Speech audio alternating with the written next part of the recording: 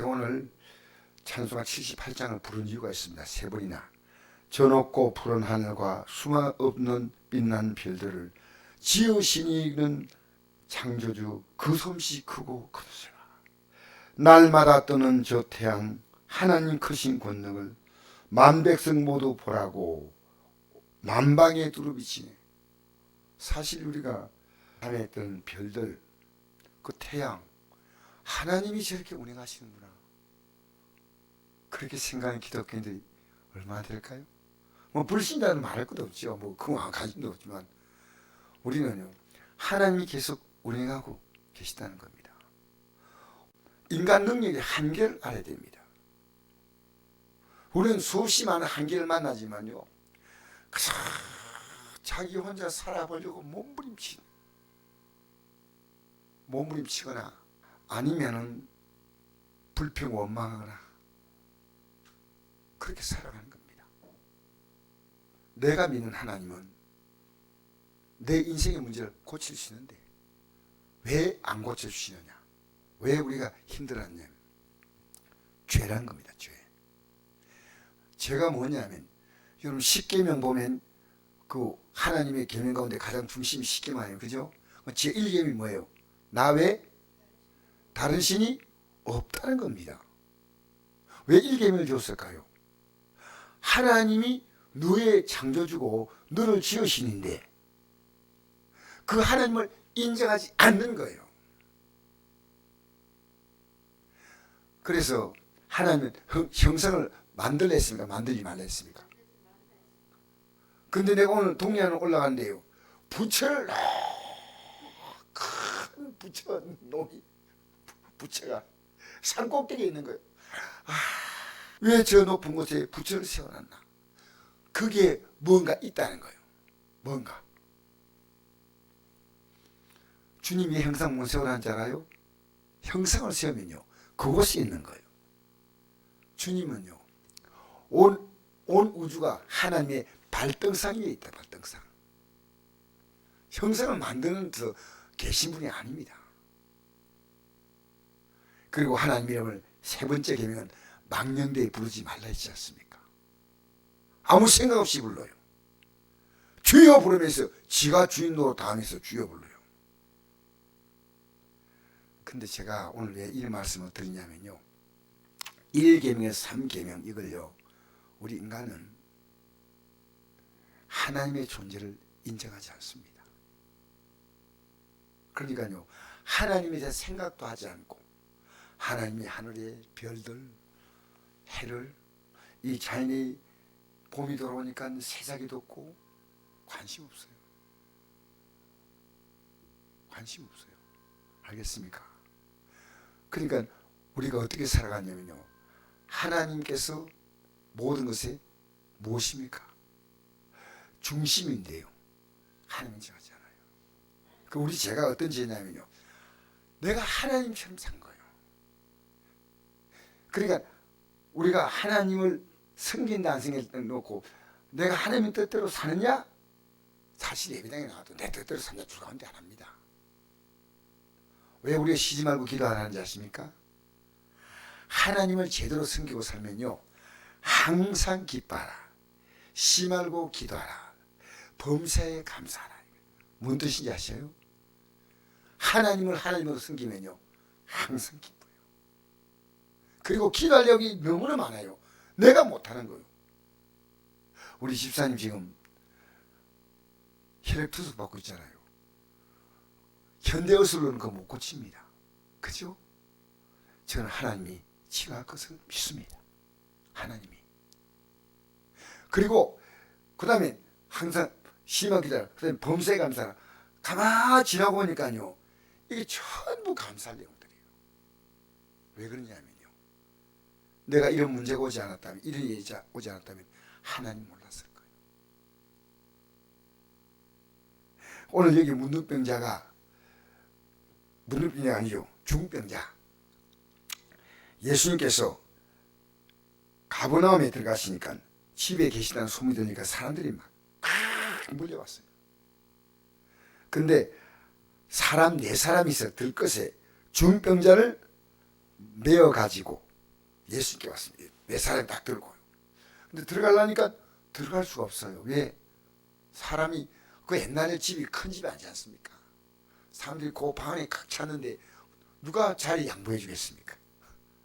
그래서 살 수 없이 지붕을 뜯어냈는데 우리나라 지붕 같은 지붕이 아니고 나무 가지를 얽기설기 해가지고 거기다가 야자수 있거든 덮어가지고 비가 새지 않도록 한 게 그 중동 지역에 있는 이스라엘의 토독적인 집은 다 그렇습니다. 그러니까 잠시 그 뜯어내가지고 지금 서라브 집이 아니고 하니까 다시 나중에 이렇게 챙기면 다시 이렇게 수습하면 되거든요. 그래서 지붕을 뜯어내고 들것을 날리는 거예요. 줄에다가 내린 거예요. 줄에. 얼마나 놀랬겠습니까? 갑자기 방에서 열심히 뭐 말씀 전하고 대화하고 있는데 뭐가 참 지붕에서 술 내려오는 거예요. 예수님께서 제일 먼저 하신 말씀이 그의 믿음을 보시고 입니다. 뭘 본다고요? 그래요. 오늘 여기 나왔을 때 주님 우리 믿음 보셔요. 근데 어떤 믿음이냐 이게 중요한 겁니다. 나 병 고쳐주세요. 이 믿음도 진짜 중요하지만요. 왜 우리 인생에 비극이 오느냐는 겁니다. 성경은 그 답을 말합니다. 인생은 죄로 말미암아 모든 비극이 왔습니다. 하나님이 선악을 알게 한 나무 씨가 먹지 말라 그랬죠. 아담에게. 그는 먹었습니다. 왜 먹었을까요? 자기가 이제 하나님 된 거예요. 하나님 먹지 말라 그러면 안 먹어야 되죠. 그리고 난 다음에 인생은 모든 문제가 다 시작된 거예요. 그래서 아담의 가정에 뭐가 생겼습니까? 형제끼리 형이 동생을 어떻게 했습니까? 살렸습니다. 이보다 큰 비극이 있을까요? 죄로 말미암아 우리 인생의 모든 문제가 다 온 겁니다. 근데 이 사람이 중병자가 병 고침 받겠다고 사실 온 게 아니고 예수님께서 말합니다. 그의 믿음을 보시고 중병이 이르시되 적은 자여 내 재산을 받아내리라 했습니다. 그런데 내가 본인이 회개하지 않는데 재산 받아내라 이 말 하겠습니까? 회개했겠습니까? 안 했겠습니까? 이게 믿음을 보시고 내 재산 받았다니까 이 사람이 가만히 있는데 재산 받으려고 말하겠습니까? 아니면 그가 밖으로 표현하지 않지만 속에서 깊이 회개했겠습니까? 회개했죠? 왜 그렇게 했다고 생각합니까? 난 중병자가요 병 나으려고 온 게 아니에요. 사실은 내가 이렇게 제 가운데 살다가 예수님이 처음에 전하신 말씀이 이런 말씀이에요. 회개하라 천국에 가까웠다 그러죠. 근데 이 소문이 퍼지니까요 내가 이렇게 중병으로 살다가 죽는 거 그대로 죽으면 천국 못 간다. 재산 받자. 회개하라 천국에 가까이 왔다. 회개하라 천국에 가까웠다. 내가 회개하고 비록 이에 살다가도 나는 이제 이 땅에 소망이 없더라도 천국 가야지. 그래서 예수님 앞에 나와서 재산 받으려고 나왔다는 거예요. 그렇게 믿음 보시고 내 재산을 받아내리라 했습니다. 그런데 그 서기관들이 앉아가지고 이렇게 말합니다. 속으로 생각합니다. 아니 신성모독이다. 신성모독 뭐냐면 하나님이 노릇하는 거예요. 아니 자기가 뭔데 하나님은 사람 죄를 용서하는데 예수님이 뭐냐는 거예요. 예수는 하나님이십니다. 하나님을 이 땅에 오셨어요. 그래서 신성모독이 오직 하나님 한 분에는 누가 능히 죄를 사겠냐. 그리고 속으로 이렇게 생각한 줄 예수님이 밖으로 말 안 하는데 속까지 다 하셔요. 중심에 하시고 어찌하여 이것을 마음에 생각하느냐. 중병자에게 내 재산을 받아내리라 하는 말과 이나 내 생을 가지고 걸어가는 말 중에 어느 것이 있겠느냐. 자 보세요. 재산 받다는 것은 사실은 이것을 확인할 수 있는 방법이 없어요. 근데 일어나서 상을 들고 걸어가면 이 기적을 행했다면 재산 받은 게 맞다는 말입니다. 어느 것이 있겠느냐. 사실은 제3이 더 어렵습니다. 왜냐합니까? 제3은 너 죄를 용서한다 이래서 사함하는 게 아니에요. 죄는 반드시 대가를 지불해야 됩니다. 우리의 죄에 대한 대가를 지불하기 위해서 하나님의 아들이 이 땅에 오셔서 십자가에 달리신 줄 믿습니다. 그러니까 내용을 볼 때는 제사 받는 건 훨씬 큰 내용이지만 사람들은 그걸 믿지 않아요. 그 예수님께서 어느 게 쉽겠느냐? 이 사람 생각할 때는 제사 받는 것보다도 제사 받는 게 더 쉽다. 왜? 말만 하니까. 근데 예수님께서 이렇게 말씀합니다. 10절에 한번 읽어볼까요? 시작. 그러나 인자가 땅에서 죄를 사는 권세가 있는 줄 너희로 알게 하려 하노라. 이걸 알게 하느라 하시고 이 죄를 사는 권세가 있기 때문에 병이 오지. 무슨 말이냐면요, 죄상을 받은 사람은 문제가 해결된다는 거죠. 놀랍지 않습니까?